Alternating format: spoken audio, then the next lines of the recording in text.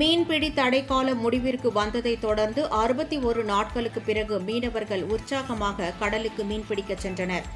தமிழகத்தில் ஆண்டுதோறும் கடலில் மீன்களின் இனப்பெருக்கத்தை அதிகரிக்கும் வகையில் ஆழ்கடலில் மீன்பிடிக்க 61 நாட்கள் தடை விதிக்கப்படுவது வழக்கம்.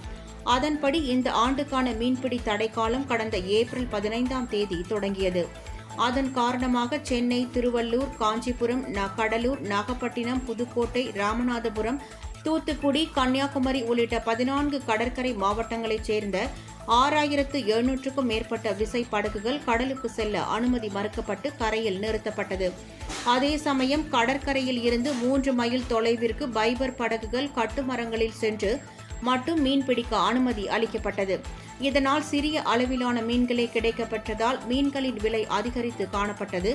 இந்நிலையில் மீன்பிடி தடைக்காலம் நள்ளிரவு 12 மணியுடன் முடிவடைந்ததை அடுத்து தமிழகத்தின் பல்வேறு பகுதிகளில் மீனவர்கள் கடலுக்கு மீன்பிடிக்க சென்றனர்.